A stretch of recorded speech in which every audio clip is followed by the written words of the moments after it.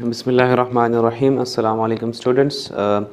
इससे पहले हम लोग इस वीडियो से पहले हम लोग चैप्टर नंबर 7 में फ़िज़िकल एंड केमिकल प्रॉपर्टीज़ को फ़िज़िकल एंड केमिकल रिएक्शंस को या चेंजेस को पढ़ चुके थे।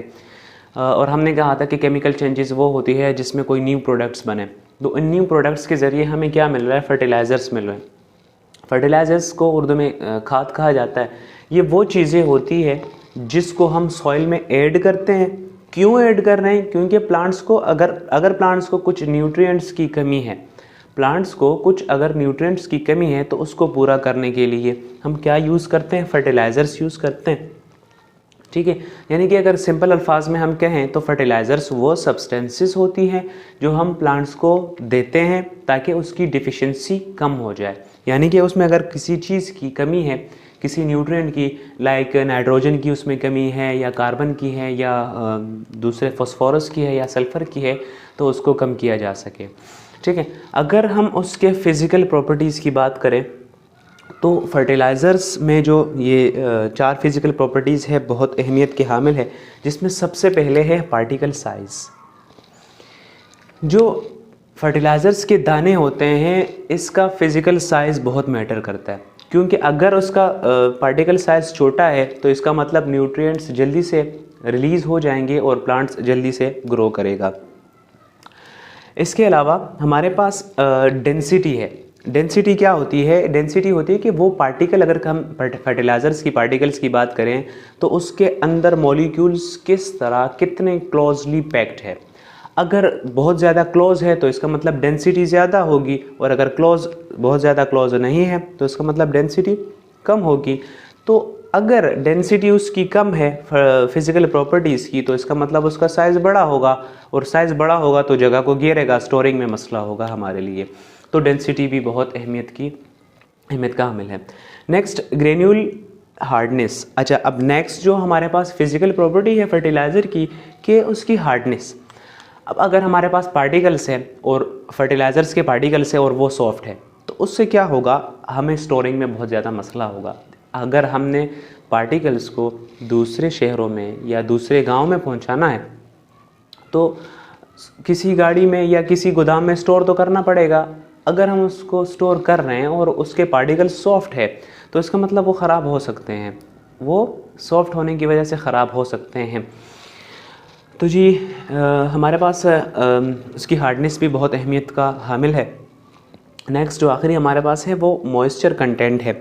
इसका मतलब कि अगर वो एक पार्टिकल है वो कितना मॉइस्चर एब्जॉर्ब कर रहा है, कितना पानी एब्जॉर्ब कर रहा है नीचे ज़मीन से। अगर कुछ पार्टिकल्स हैं वो बहुत ज़्यादा पानी को एब्जॉर्ब कर रहे हैं तो इससे मसला ये होगा कि बहुत ज़्यादा पानी को बहुत ज़्यादा एब्जॉर्ब कर लेंगे, जिससे प्लांट को मसले हो सकते हैं, जो प्लांट को डिजीज़ वगैरह हो सकती हैं। नेक्स्ट हमारे पास जो है वो केमिकल प्रॉपर्टीज़ हैं। ये फ़िज़िकल प्रॉपर्टीज़ थी। अब हम केमिकल प्रॉपर्टीज़ की बात करें तो मोस्टली फर्टिलाइज़र्स जो है वो कार्बन, हाइड्रोजन और ऑक्सीजन से बने हुए हैं। इसके साथ साथ इसमें कुछ और भी न्यूट्रिएंट्स को मिलाते हैं, जैसे कैल्शियम है, मैग्नीशियम है या पोटेशियम है या नाइट्रोजन है या सल्फ़र है। डिपेंड करता है कि कौन सा प्लांट कितने एज में है, किस जगह पे है, किस लोकेशन पे है, और वो किस स्पीशीज़ से ताल्लुक़ रखता है, किस नस्ल से उनका ताल्लुक़ है, और चेक किया जाता है कि उसमें किस न्यूट्रिएंट की कमी है तो फर्टिलाइज़र्स हम देते हैं। अच्छा, जो कॉमन न्यूट्रिएंट्स हैं ना, जो प्लांट को चाहिए होते हैं, वैसे तो बहुत सारे हैं, जिसमें से कुछ ये है कि कैल्शियम है, मैग्नीशियम है, पोटेशियम है, carbon, hydrogen, oxygen, sulphur, nitrogen चाहिए होता है प्लांट्स को अपनी ग्रोथ को, अपने आप को बढ़ाने के लिए।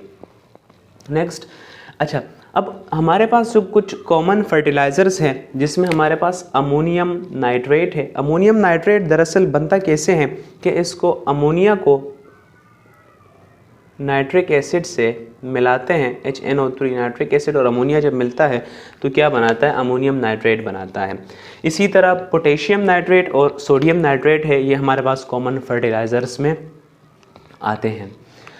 नेक्स्ट हमारे पास क्या है कि कुछ हार्मफुल इफ़ेक्ट्स हैं फर्टिलाइज़र्स के, कि वो हमारे लिए बहुत ज़्यादा नुकसानदा हो सकती है। जिसमें अगर हम बात करें जो अगर हमने फर्टिलाइज़र्स को सही तरह इस्तेमाल नहीं किया तो उससे क्या हो सकता है, harmful effects of fertilisers, harmful effects of fertilisers. जी अगर हम इसके इफ़ेक्ट्स को देखें, अगर हम बहुत ज़्यादा फर्टिलाइज़र को यूज़ कर रहे हैं तो उससे क्या होगा कि एक तो प्लांट को कोई डिज़ीज़ हो सकती है, ठीक है, प्लांट को कोई डिज़ीज़ हो सकती है। इसके अलावा ये जो अगर हम सॉइल की बात करें, सॉइल है इसकी मुख्तलिफ़ लेयर्स होती हैं ना, मुख्तलिफ़ लेयर। जो टॉप लेयर होती है वो फर्टाइल होती है, जिसको हम कहते हैं ह्यूमस। ह्यूमस डेड प्लांट्स और जो एनिमल्स होते हैं उसका मजमुआ होता है।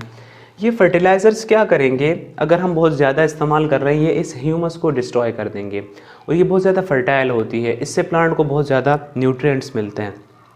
तो ये ख़त्म हो गए तो अल्टीमेटली प्लांट को मसला होगा।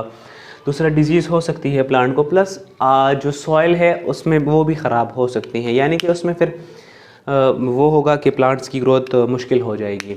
ये हमारे पास क्या थे कि हार्मफुल इफ़ेक्ट्स थे, कुछ भी हो सकता है प्लांट को, डिजीज़ हो सकती है, वो ख़राब हो सकते हैं प्लांट्स को, उससे बहुत सारे मसाइल हो सकते हैं। अब नेक्स्ट हमारे पास जो आखिरी के 2 टॉपिक्स हैं उसमें एक हाइड्रोजिनेशन है, हाइड्रोजिनेशन और प्लास्टिक्स हैं।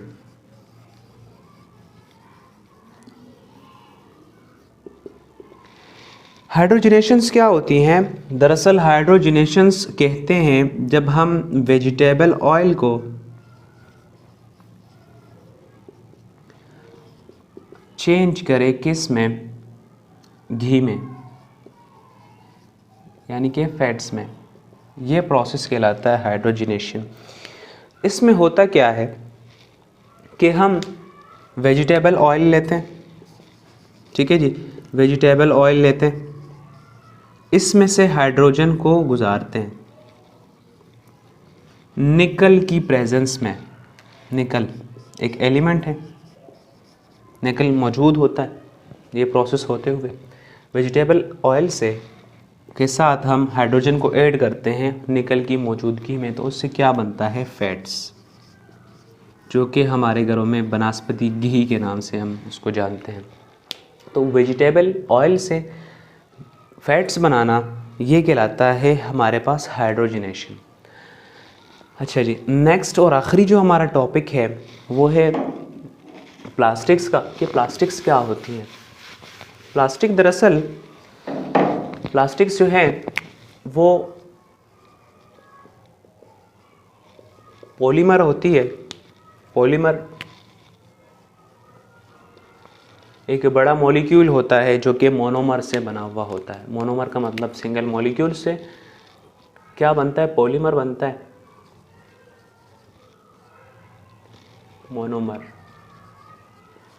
इसमें होगा ये, अच्छा ये प्लास्टिक की कुछ खसूसियत ये है कि इसको आप किसी भी शेप में उससे आप कोई भी शेप में उसको आप बना सकते हैं, मतलब उससे आप कोई भी शेप्स बना सकते हैं। जिस लाइक ये पेन है, बहुत सारी चीज़ें हैं हमारे पास, अक्सर चेस आपने देखी होगी प्लास्टिक से बनी हुई होती है।